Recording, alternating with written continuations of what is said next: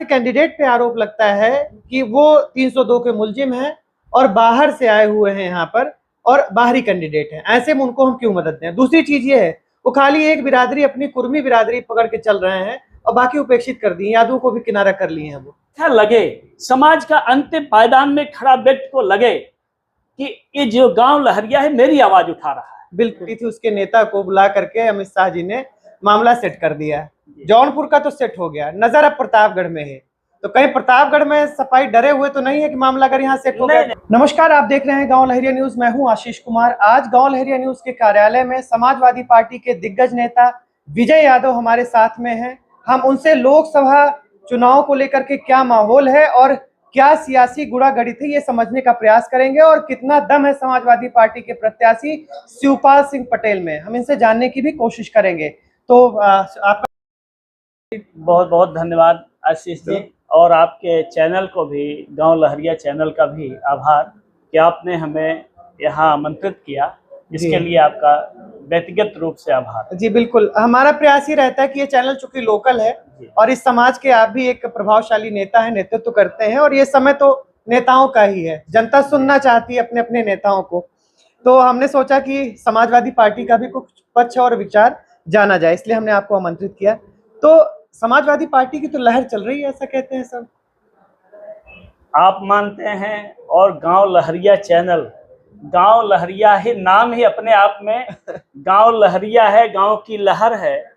तो निश्चित तौर से आप जमीन पर सर्वे कहते हैं, जमीन पर जाते हैं और गांव के लोग हैं, गांव का चैनल है, तो आपको दिखाई भी पड़ रहा है कि आज नौजवान क्या चाहता है, किसान क्या चाहता है, हमारी जो किचन की महिलाएं हैं उनका वो क्या चाहती हैं। तो जब आप इसको समझेंगे तो आपको लगेगा आज केवल प्रतापगढ़ में ही नहीं, पूरे उत्तर प्रदेश ही नहीं, पूरे हिंदुस्तान में इंडिया गठबंधन की लहर चल रही है जी। और आपने अभी देखा है 3 फेज के चुनाव हुए हैं जी। 3 फेज के चुनाव में मैं दावे के साथ कह सकता हूं कि पूरे देश में इंडिया गठबंधन भारी बढ़त बना लिया है। अच्छा, अमित शाह तो दावा करते हैं 100 से ज्यादा सीट हम जीत चुके हैं। अमित शाह जी माननीय गृह मंत्री हैं देश के जी, और मैं उनके बारे में क्या कहूं, उनकी यह स्थिति हो गई है कि जब 2 चरण के चुनाव की उनको रिपोर्टिंग उत्तर प्रदेश को समझ में आ गई तो उत्तर प्रदेश में बैठ करके उन्होंने किस तरह का कूटनीतिक राजनीतिक गणित करने का काम किया। कुछ ऐसी पार्टियां हैं जो हमारे जिले की भी पार्टियां हैं जिन्होंने उनको समर्थन भी देने का काम किया एक समय में।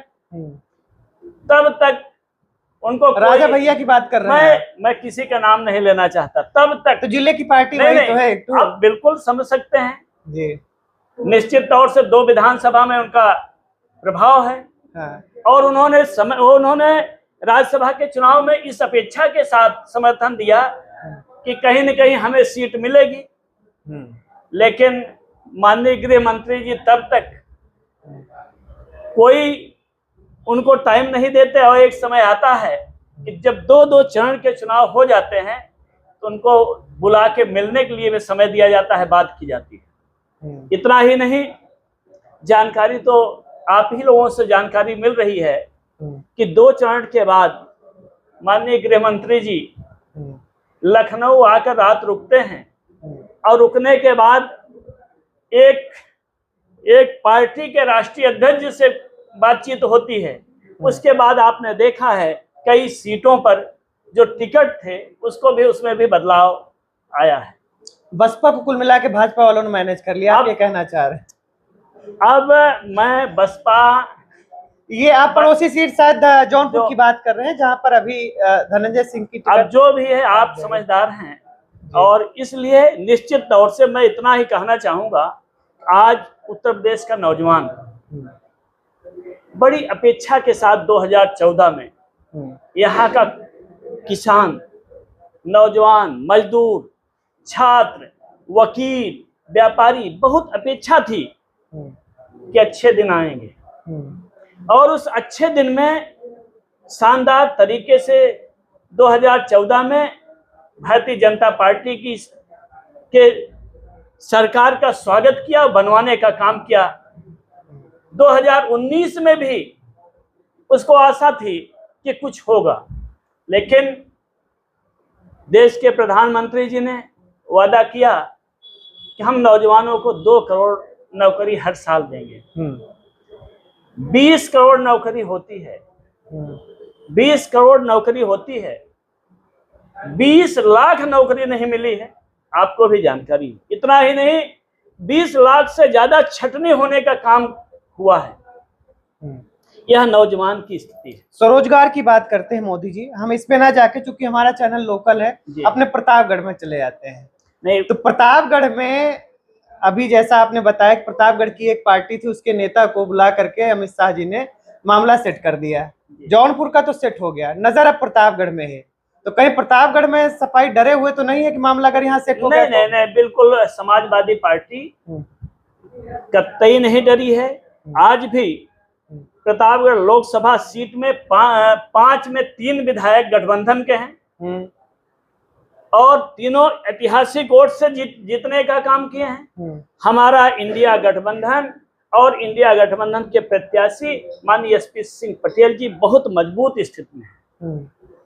इसलिए हम डरने की बात नहीं कर रहे हैं। हम तो आशा करते हैं प्रतापगढ़ अमित शाह की अगर नजर पड़ गई तो नहीं। कुछ दिन पहले जौनपुर में वहां धनंजय भी जीत रहे थे, माहौल बना था, भौकाल मुझे विश्वास है कि हमारे जिले के जो पार्टी है उनके राष्ट्रीय अध्यक्ष जी, मैं खुलेआम कहना चाहता हूं, मुझे विश्वास है कि प्रतापगढ़ के मान सम्मान के खिलाफ किसी के सामने झुकने का काम नहीं करेंगे। मैं व्यक्तिगत रूप से अपेक्षा रखता हूं, किसी के दबाव में नहीं आएंगे, दबाव में आने का काम नहीं करेंगे, मुझे ऐसा विश्वास है। अच्छा, मतलब प्रतापगढ़ सुरक्षित महसूस कर रहे हैं आप? निश्चित तौर से प्रतापगढ़ ही नहीं, निकाल ले जाएंगे। प्रतापगढ़ ही नहीं, प्रतापगढ़, कौशाम्बी, फूलपुर, इलाहाबाद, सुल्तानपुर, जौनपुर, ये हमारे आसपास की जो सीटें हैं समाजवादी पार्टी भारी बहुमत से जीतने जा रही है। बिल्कुल, ये पार्टी आपकी है तो आप कयास लगा रहे हैं? नहीं, कयास नहीं लगा रहे हैं। अच्छा ये बताइए, पे काम करते हैं, हम देख रहे हैं, ये उसका सबसे बड़ा कारण है। ये आपके जीतने के पीछे आपको क्या लगता है? जनता की नाराजगी है या कुछ जातीय समीकरण भी है आपके साथ? पीडीए, पिछड़ा दलित अल्पसंख्यक, प्रगतिशील अगड़ा, प्रगतिशील महिलाएं। अच्छा, अगड़ा भी इसमें? हाँ, अगड़ा है, जो प्रगतिशील हैं, जो सोच रखते हैं। मैं हमेशा, मेरे साथ कभी ऐसा नहीं, हम तो हमारे राष्ट्रीय अध्यक्ष जी कहते हैं पीडीए अल्पसंख्यक है, अगड़ा है, महिलाएं हैं, सबका जो प्रगतिशील विचार, जो चाहते हैं कि डेमोक्रेसी। आज मैं आपसे कहना चाहूंगा, डेमोक्रेसी में डिमोस गायब है, क्रेसी है। डिमोस पर क्रेसी हावी है, और जो लोकतंत्र को मानने वाले लोग हैं, वो चाहे जिस जात धर्म में हैं, वो निश्चित तौर से इंडिया के साथ है। और जो राम को मानने वाले हैं वो भाजपा के साथ हैं। राम को बेच रहे हैं भाजपा वाले। राम को मानने वाले तो हम लोग हैं। कैसे? हम राम को मानते हैं। हम सुबह उठ करके, बिना हमारे यहाँ, हम समाजवादियों के यहाँ, हम तो रामायण मेला कराने का काम चित्रकूट के अंदर माननीय लोहिया जी ने नारा दिया था, किया है। कैसी बात आप कहते हैं? हम राम को, सबसे ज्यादा रामकृष्ण को मानने वाले लोग हम हैं ये, लेकिन हम उसका प्रदर्शन नहीं करते। हम कभी भी अपने पूजा का, अपने मंदिर का कभी प्रदर्शन नहीं करते। हमारे राष्ट्रीय अध्यक्ष जी, अभी आप अच्छा मुद्दा उठा लिए, माननीय राष्ट्रीय अध्यक्ष जी कन्नौज में एक मंदिर में गए दर्शन करने के लिए। ये कौन लोग थे? राष्ट्रीय अध्यक्ष जी के मंदिर में जाने से उनकी 1 घंटा 2 घंटा लोग लेके धुलाई किए हैं मंदिर के। मंदिर राष्ट्रीय अध्यक्ष जी आ गए, हमारे राष्ट्रीय अध्यक्ष जी आ गए, इसलिए ये अपवित्र हो गया। आप समझो कौन लोग थे वो? कौन लोग थे? ये भाजपा के लोग थे, बजरंग दल के लोग थे। इन्होंने अपवित्र, उनका खुद भी अभी भी मानसिकता आरएसएस का, इनका नहीं है। आप बताओ, जब जो माननीय नेताजी 3 बार उत्तर प्रदेश के मुख्यमंत्री रहे हैं, देश के रक्षा मंत्री रहे हैं, उनके सुपुत्र समाजवादी पार्टी के राष्ट्रीय अध्यक्ष हैं और एक बार मुख्यमंत्री उत्तर प्रदेश जैसे प्रदेश के हैं, उनके जाने से अपवित्र हो जाएगा। उनकी मानसिकता पीडीए के लिए क्या है, हम जैसे लोगों के लिए क्या है, हम जैसे लोगों के लिए क्या मानसिकता होगी जब हमारे राष्ट्रीय अध्यक्ष के जाने से अपवित्र हो जाएगा। तो उनकी मानसिकता अब पीडीए के लोग समझ चुके हैं। मुख्यमंत्री योगी जी बनने के बाद मुख्यमंत्री आवास को गंगा जल की से धुलवाया गया। इनकी मानसिकता कहीं न कहीं कठोर जातिवादी है और हम लोगों को हिंदू कहाँ मानते हैं, हमको तो शूद्र मानते हैं, तभी तो धुलाई किए। और जात व्यवस्था हमारी देन नहीं है आशीष जी, जात व्यवस्था हमारी देन नहीं है। और जात व्यवस्था में आज देश के आजादी के इतने साल बाद अगर इस तरह की बातें आ रही है, इससे ज्यादा दुर्भाग्य देश के लिए, समाज के लिए क्या हो सकता है। और मैं मानता हूं जो पार्टी, जो व्यक्ति, जो संगठन धर्म की राजनीति करता है, धर्म में विभेद मानता है, वो जात में भी विभेद करता है। और उसका ज्यादा जीता जागता उदाहरण आप देख रहे हैं। जातियों पर ही अगर बात हो रही है तो आपका कहना है कि यादव बिरादरी थी इसलिए मंदिर को धुलवा दिया। यादव को तो मुख्यमंत्री भी बना दिया मध्य प्रदेश में। आप सुनिए, यादव, मैं यादव के नहीं कह रहा, मैं कह रहा हूँ उनकी मानसिकता, यादव वो पीडीए के थे, पिछड़े, दलित, अल्पसंख्यक, कमजोर, अगड़ा, इंसाफ पसंद अगड़ा। ये पार्टियां अपने हिसाब से थोड़ा बहुत कर लेती हैं। अच्छा, एक वीडियो वायरल हुआ था अभी, आपके रानीगंज के विधायक हैं आके वर्मा जी, जिन्होंने कहा हमने ब्राह्मणों और ठाकुरों को हरा करके इस हिसाब से पूरा व्यवस्था किया, उनको पटकने का काम किया। मतलब क्या ब्राह्मण ठाकुर विरोधी हैं क्या? यह मेरे वीडियो तो वही लग रहा था कि अगर विरोधी हैं। मेरे जानकारी में इस वीडियो का जानकारी नहीं है। अगर ये बोले भी होंगे, मैं दावे के साथ कह सकता हूँ, तहकीकात कर लीजिए, जब भारतीय जनता पार्टी और उसके सहयोगी दल के साथ विधायक रहेंगे तब ऐसी बात बोले होंगे। हमारे यहाँ मैं जात और धर्म में कभी भी समाजवादी पार्टी विश्वास नहीं रखती। प्रतापगढ़ की बात करें तो किन किन जातियों का विशेष रूप से समर्थन मिल रहा है? सारे जातियों का, समस्त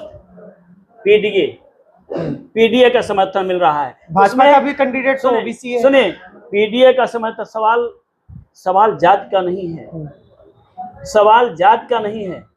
69,000 शिक्षक भर्ती के हजारों के संख्या में आज भी धरने पे बैठे हुए हैं। वो कौन लोग हैं, क्या मांग कर रहे हैं? वो चाहते हैं कि हमारा जो आरक्षण है पिछड़ी जात का, वो जो भारतीय जनता पार्टी की सरकार ने खा लिया, उसके साथ न्याय। और तमाम डिप्टी सीएम भी पिछड़े हैं, तमाम सांसद हैं, विधायक हैं, सबके दरवाजा, सारे नौजवानों ने सबका दरवाजा खटखटाया, लेकिन रात लाठियों चार्ज हुई। हमारी बहनें थी, बहनों के ऊपर लाठी चार्ज हुआ। आज वो पूरे प्रदेश में इन्हीं लोगों के खिलाफ बता रहे हैं कि पिछड़े विरोधी हैं, आरक्षण विरोधी हैं, संविधान विरोधी हैं। ये नौजवान जाकर के एक एक जगह बात कर रहा है, अपनी बात रख रहा है। जी, तो कुल मिला के आपका ये कहना है कि जनता त्रस्त है और इस बार भारतीय जनता पार्टी जो है वो उसके जो प्रत्याशी उनको हार का सामना करना पड़ सकता है। निश्चित तौर से हार का सामना आशीष जी करना पड़ेगा। और भारतीय जनता पार्टी इंसान को इंसान नहीं मानती, इंसान में भी विभेद करती है। और आज जब नौजवानों के रोजगार की जरूरत थी, आप बताओ 2018 के बाद कितने नियुक्तियां हुई और कितने पेपर लीक हुए। हम लोग भी इलाहाबाद विश्वविद्यालय के छात्र हैं, आप भी रहे हैं। कितने संघर्ष से बस और ट्रेन से हम लोग गठरी बांध करके इलाहाबाद पढ़ने जाते हैं। और हमारे भाई, आज मुझे यह कहने में बिल्कुल संकोच नहीं है, जब आज पिछड़े, दलित, कमजोर, गरीब समाज के लोग इलाहाबाद जैसी जगह, दिल्ली जैसी जगह में कंपटीशन के लिए जा रहे हैं, पढ़ने के लिए जा रहे हैं, आज पेपर लीक किया जा रहा है। एक तो वैकेंसी नहीं आई, जब आई तो पेपर लीक हुई। आरओ की परीक्षा, आप बताइए, लोक सेवा आयोग, सबसे विश्वास किस पे था? लोक सेवा आयोग। आज एक समय था यही लोग तमाम आरोप लगाए, जांच हुई, जांच में एक कमी आज तक भी नहीं दिखा पाए। जब माननीय समाजवादी पार्टी माननीय अखिलेश जी की सरकार थी, आरोप बीजेपी के लोगों ने बताया, उस पर जांच बैठाए, आज नहीं कर पाए कि वो दिखाइए आपके कहाँ 45 एसडीएम यादव हैं। लेकिन इस सरकार में लोक सेवा आयोग की भर्ती की जो परीक्षा थी आरओ की 2 दिन पहले सारे नौजवानों के ऊपर व्हाट्सएप से गुजर रही है। आप सोचो, एक तो वैकेंसी नहीं आ रही है, इसके बाद जब परीक्षा में पेपर आउट होगा तो क्या स्थिति उनकी होगी, परिवार की क्या बिल्कुल नौजवान परेशान है। दूसरी पुलिस की भर्ती कितने साल बाद आई? आपने देखा होगा नौजवान आंदोलन किया था कि हमारी उम्र बीत गई, हमारा एज बढ़ाया दिया जाए। सरकार ने बढ़ाया भी। हम लोग गांव में रहते हैं, जब हम लोग सुबह निकलते थे, शादियों में लेट आते थे, जब देखते थे तो रोड पर गांव में हमारा नौजवान रोड पर दौड़ते नजर आता था। लेकिन आज यह सरकार उनके भी मंसूबों को पानी फेर दिया और पेपर लीक चार पेपर 2 दिन में 2 सेमेस्टर जो था 4 पेपर लीक करने का काम किया। कितने नौजवान आप सुने होंगे आत्महत्या कर लिए। हम लोग भी छात्र जीवन में थे। आज डेली आपको हर हफ्ते एक खबर आ जाएगी कि नौजवान जो है इलाहाबाद में या छात्राएं आत्महत्या कर रहे हैं, उनको नौकरी नहीं मिल रही है। आज देश की सुरक्षा की बात, राष्ट्रवाद की बात करते हैं भारतीय जनता पार्टी।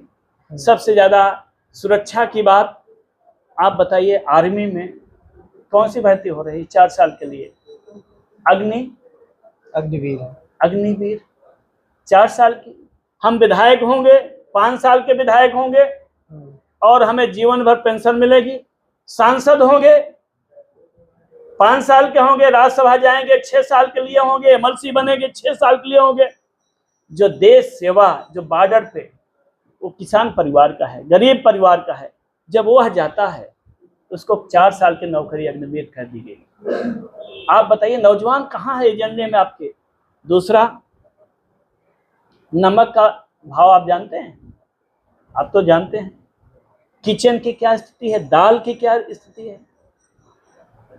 महंगाई चरम पर है। महंगाई चरम पे है। जो मेरा कहना है कि जो 70 सालों में 60 सालों में जो कांग्रेस और सरकारें ने जितना नहीं किया, उसकी से 3 गुना इन्होंने इन 10 सालों में रेट बढ़ाने का कीमत आसमान छू रही है। छू रही कि नहीं छू रही है? आप बताइए कि कहीं एजेंट ना तो नौजवान है ना तो किसान है। एमएसपी की बात किए, आय दोगुनी की बात किए। आपने 5 साल, आपने यहाँ का किसान नौजवान आपको 5 साल, फिर 5 साल 10 साल मौका दिया, लेकिन कहीं भी, और आप जानते हैं कोई 10,000, 20,000, 25,000, 50,000, 80,000 जब ग्रामीण बैंक से, लोकल बैंक से जब किसान ऋण लेता है, उसके लिए पुलिस जाती है, नोटिस लेके इस समय पुलिस जा रही है। और यहाँ 16 लाख हजार करोड़ रुपए पूंजीपतियों का माफ कर दिया गया। माफ किया गया कि नहीं किया गया? माफ कर दिया गया, लेकिन किसान गरीब कहीं एजेंडे पे नहीं। गरीब पूंजीपति क्या माल लेके जा रहे हैं, उससे गरीब को कोई फर्क नहीं पड़ता। गरीब को 5 किलो राशन मिल रहा है, गरीब को मुफ्त सिलेंडर मिल रहा है। गरीब तो यही देख के वोट करेगा। सिलेंडर कितने का है? सिलेंडर कितने का आ रहा है जी? 1000 का आ रहा है, मान लीजिए 1200 का सिलेंडर आ रहा है। सब्सिडी आ रही है। जब 450 सिलेंडर था, 350 से लेके 450 2014 में सिलेंडर था, आज 1200। कितनी कीमत मिला के गरीब जनता जो है, जो मुफ्त में राशन पा रही, वो आपको वोट करेगी? बिल्कुल करेगी। वो कॉलोनी जो पा रही है मोदी को, आप वोट करेगी? आप सुनिए, कॉलोनी कहाँ पा रही है? आप जाइए, गांव की स्थिति वही बदतर है।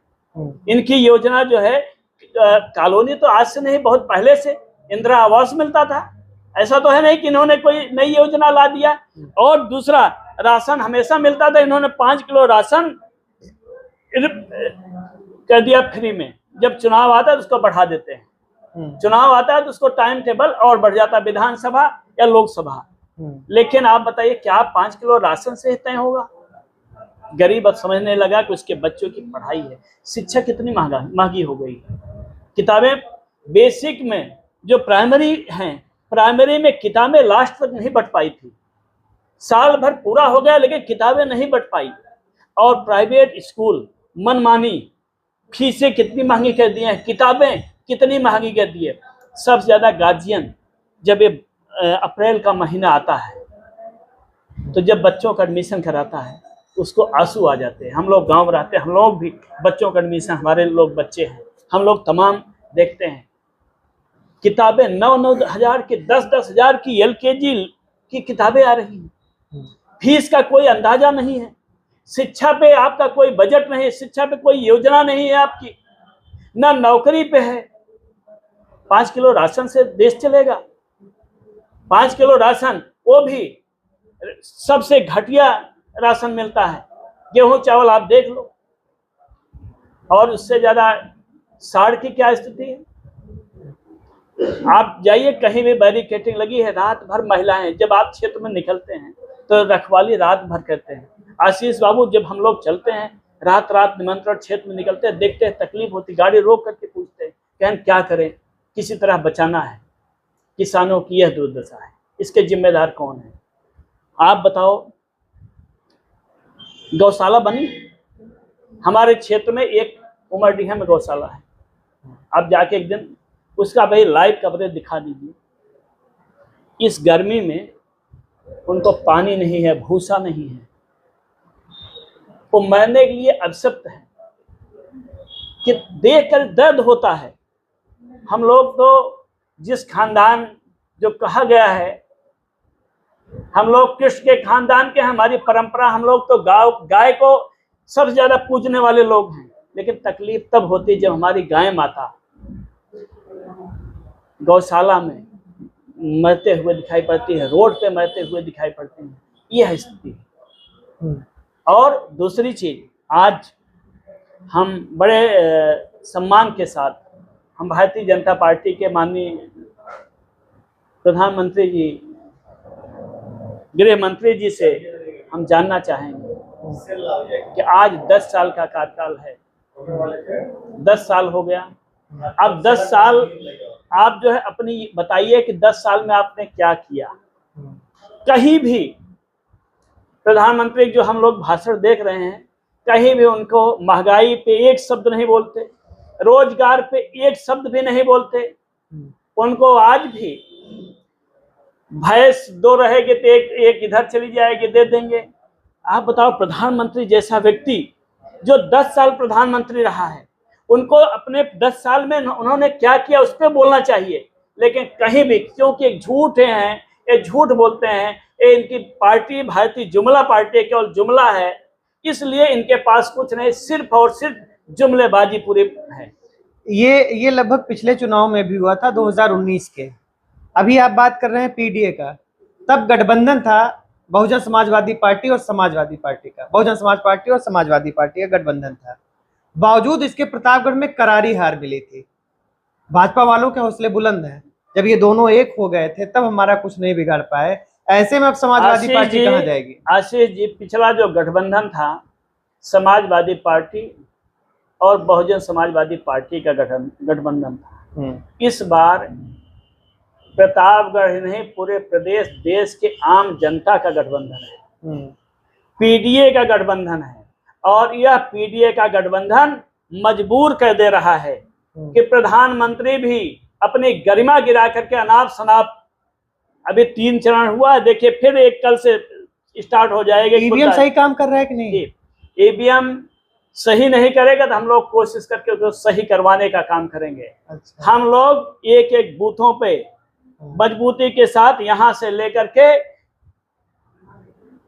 वो हाल तक, काउंटिंग हाल तक, जहां स्ट्रांग रूम है वहां तक की रखवाली समाजवादी पार्टी के साथ। गड़बड़ा गया तब क्या? हम समाजवादी पार्टी के साथ, इनकी नीयत तो ठीक नहीं है। अच्छा, नीयत बिल्कुल नहीं ठीक है। नीयत, इनको लोकतंत्र में कहाँ विश्वास है? लोकतंत्र में विश्वास होता, सूरत में ऐसा होता क्या? पर्चे खारिज करा दिए गए, खजुराहो में पर्चा खारिज करा दिया गया। अब इनके, ये लोकतंत्र को कहाँ मानने वाले लोग हैं? ये लोकतंत्र में, इनका डेमोक्रेसी में विश्वास नहीं है, ये लड़ने नहीं देना चाहते। विपक्ष, आप बताओ, जितने देश में भ्रष्टाचारी थे, जिसको जिसको बीजेपी ने कहा कि भ्रष्टाचारी हैं, जिसके ऊपर जांच बैठा है, आज वो किसके साथ है? महाराष्ट्र ले लीजिए, और छोड़िए महाराष्ट्र, हमारे बगल में जौनपुर है। जौनपुर के एक बीजेपी का कैंडिडेट आए हैं, प्रत्याशी जी। उनके खिलाफ यही भाजपा के लोगों ने 450 करोड़ का घोटाला लगाया। आज इनके साथ आ गए, इन्होंने टिकट दे दिया, इनकी वॉशिंग मशीन में साफ हो गए। अब और जिताने का भी इंतजाम कर दिया, जिताने का भी इंतजाम कर लिया। अब पब्लिक ऐसा नहीं है, पब्लिक नहीं समझ सकती, समझती है। इनका तो आप इलेक्ट्रॉन बॉन्ड आपने देखा, प्रतापगढ़ में लौट का ये नेता नहीं, जी, थोड़ा सा इलेक्ट्रॉन लोकल मुद्दे पे। ये बताइए प्रतापगढ़ में, पहले इलेक्ट्रॉल बॉन्ड पे बात करिए, इलेक्ट्रोलियर बॉन्ड पे बात करिए। आप बताइए, आप ऐसा नियम कानून बनाए कि 1,000 करोड़ रुपए चंदा, जिसकी आमदनी 1 करोड़ नहीं है वो 20 करोड़ रुपए चंदा दे रहा है।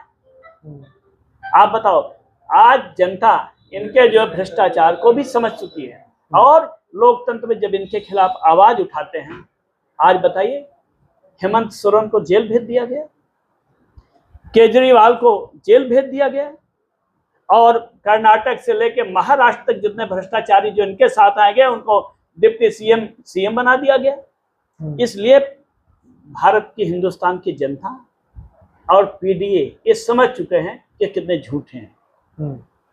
तो कुल मिलाकर के अब ये समाजवादी पार्टी कह रहे हैं कि आप पीडीए के साथ मिलकर के पूरे मोदी को परिवर्तित कर देगी, मोदी सरकार गिरा देगी, बना देगी अपनी सरकार। 4 जून को आप देखेंगे जी। मैं उत्तर प्रदेश के बारे में कह रहा हूं, आप जितने सोच नहीं सकते, आपको लगेगा, आपको लगेगा उत्तर प्रदेश में इंडिया गठबंधन की, हम लोग जितना नहीं सोच सकते उससे ज्यादा सीटें इंडिया गठबंधन की उत्तर प्रदेश में आने जा रही है। प्रतापगढ़ में आप क्या देख रहे हैं, लड़ाई में कौन है? हमारी लड़ाई प्रतापगढ़ में किसी से नहीं है। यहाँ जनता लड़ रही है अपने आप, पब्लिक लड़ रही है। यहाँ आम आवाम, पीडीए के लोग, सारे लोग एकजुट होकर लड़ रहे हैं। सर, आपको नहीं लगता कि कैंडिडेट जो है, जैसे लोकल लीडरशिप यहाँ की होनी चाहिए?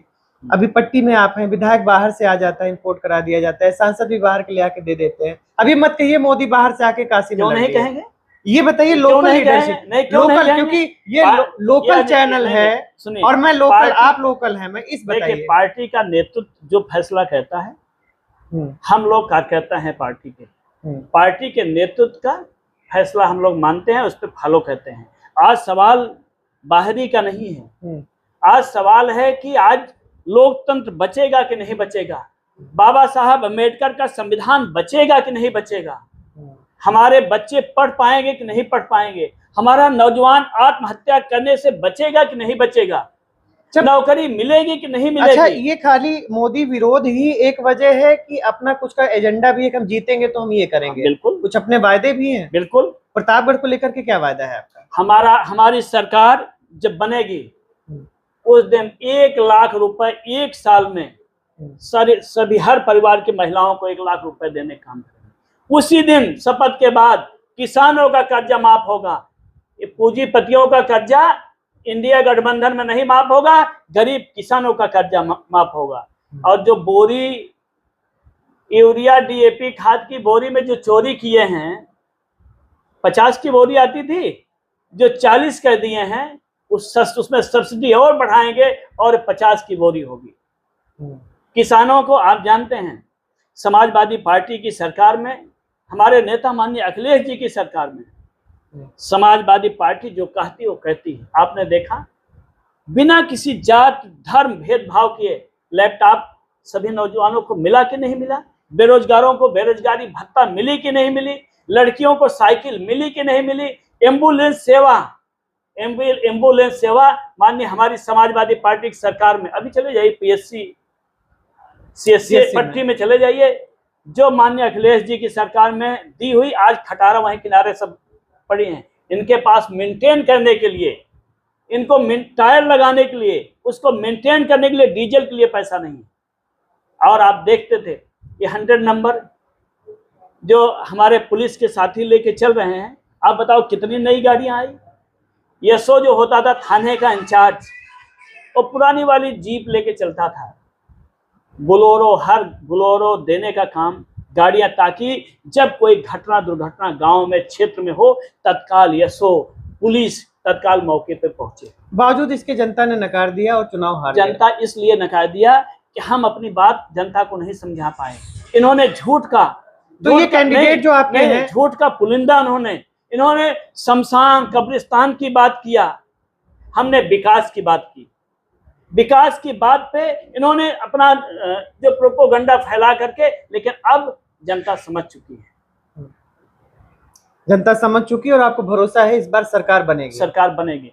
अच्छा नेताजी, ये बताइए कि आप प्रतापगढ़ के ही रहने वाले हैं, यहीं के।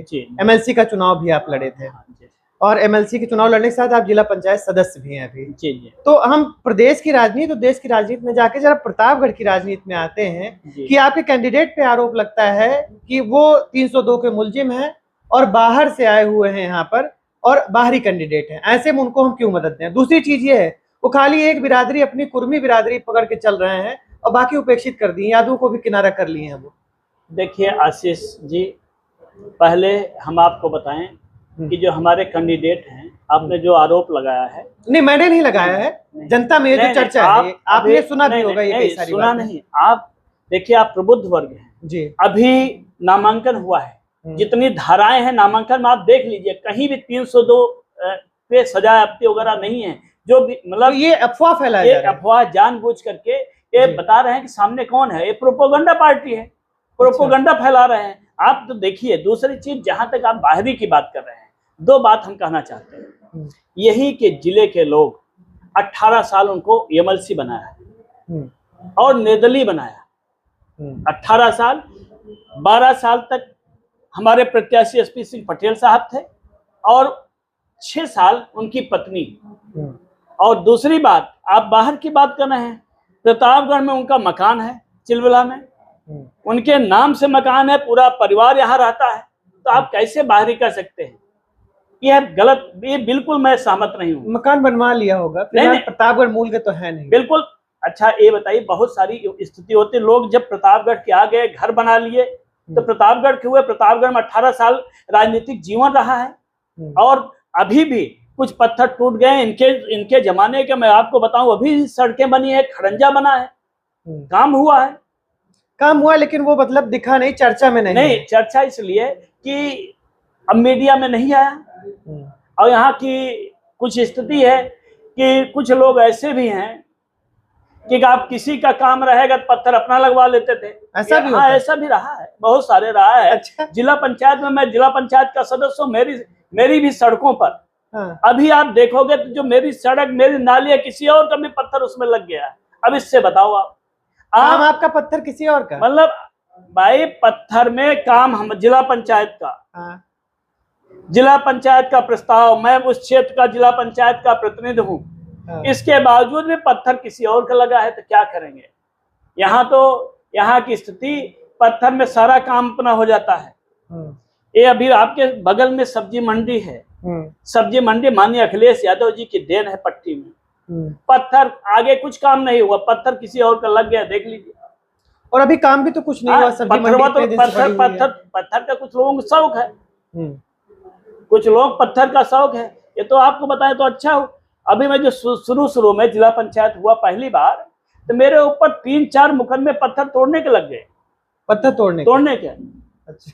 यहाँ पत्थर का इतना तगड़ा शौक है, बहुत सारे शौक है, उसमें एक पत्थर का भी वो सड़क। लेकिन निश्चित तौर से एमएलसी के रूप में, हाँ, जहाँ पिछड़ी आबादी थी, जहाँ उपेक्षित आबादी थी, जहाँ संसाधन नहीं पहुंचा था, माननीय एसपी सिंह पटेल, कांति सिंह जी ने उस गांव में, उपेक्षित गांव में खड़ंजा, सीसी और सड़क देने का काम किया। बिल्कुल।